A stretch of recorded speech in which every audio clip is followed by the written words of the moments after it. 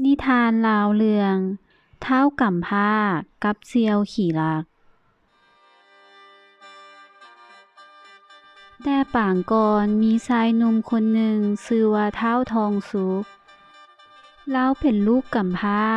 พ่อตายปะแต่ยังน้อยๆทองสุก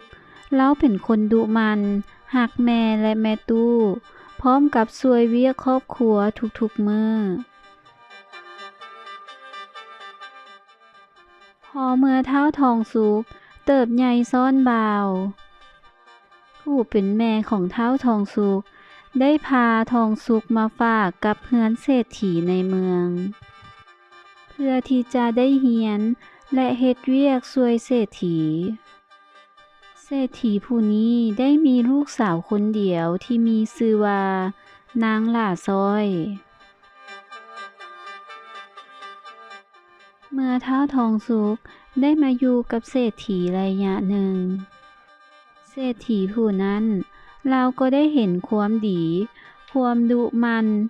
และความซื่อสัตย์ของท้าวทองสุกเศรษฐีผู้นั้นจึงรู้สึกสงสารและรักคือลูกคนหนึ่งนอกนั้นท้าวทองสุกยังมีเสี่ยวผู้หนึ่งชื่อว่าท้าวบัวสีแต่ว่าท้าวบัวสีมีนิสัยที่แตกต่างจากท้าวทองสุกหลายเพราะว่าเลาเป็นคนขี้คร้านมักง่ายเห็นแก่โตวเวลาเศรษฐีบ่อยู่เลาก็มีแต่นอนและบ่ช่วยเวียกคนอื่นแต่ว่าถ้าเศรษฐีอยู่บ้าน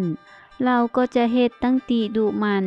และประจบประแจงเศรษฐีผู้นั้นในมื้อหนึ่งเศรษฐีเลยอยากรู้ว่าชายทั้งสองคนนั้นแม่นไผมีความซื่อสัตย์ต่อตนเองเศรษฐีเลยวางแผนลองใจท้าวทองสุกและท้าวบัวสีเศรษฐีได้เอาไหเงินไหคำที่มีมาให้ท้าวสองคนทำความสะอาดพร้อมกับทุกๆคนในเรือน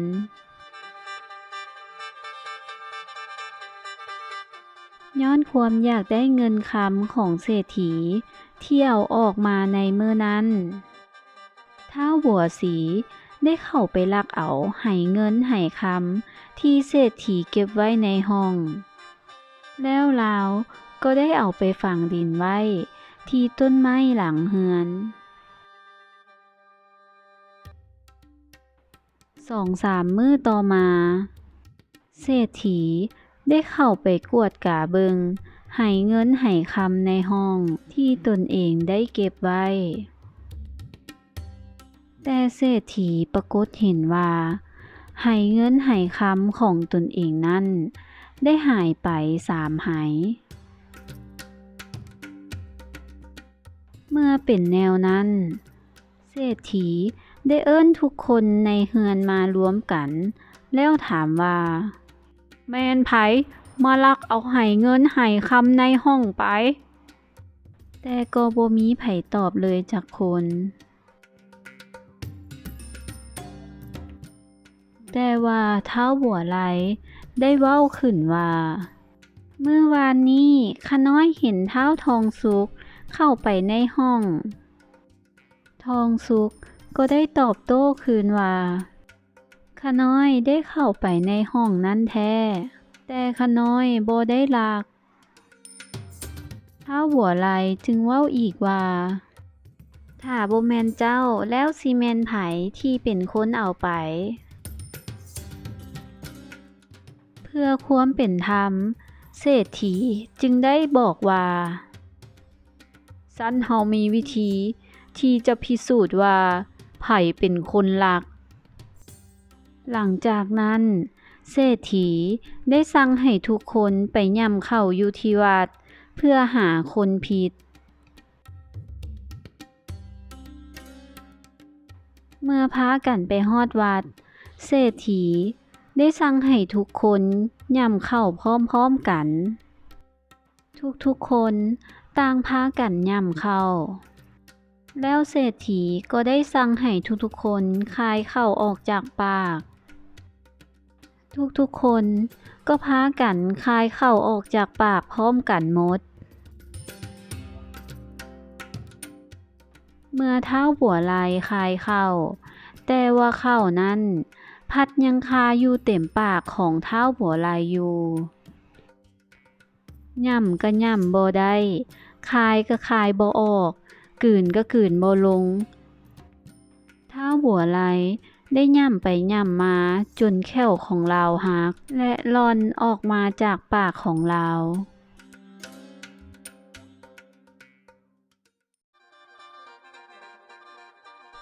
นับตั้งแต่เหตุการณ์มื้อนั้นมาเศรษฐีก็ได้ฮู้ว่าไผมีความซื่อสัตย์ต่อตนแท้และเศรษฐีก็ได้ย้ายเงินคำจากให้เงินให้คำของเศรษฐีให้ทุกๆคนในเฮือนส่วนท้าวทองสุกนั้นเศรษฐี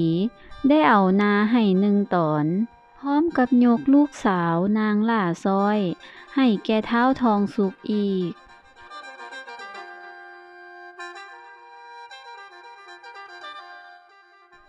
หลังจากที่แต่งดองกันแล้วท้าวทองสุกและนางล่าซ้อย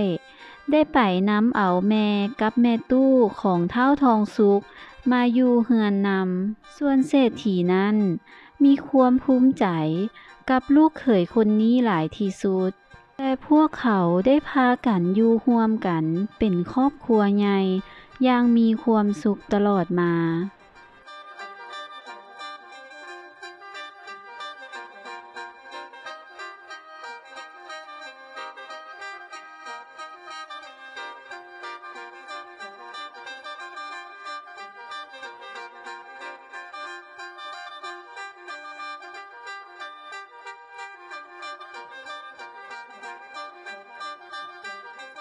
ทุกคนกดติดตามกดไลค์กดแชร์และกดกระดิ่งแจ้งเตือนให้จูลี่เด้อจะได้บ่พลาดชมคลิปต่างๆที่จูลี่ได้เอาลง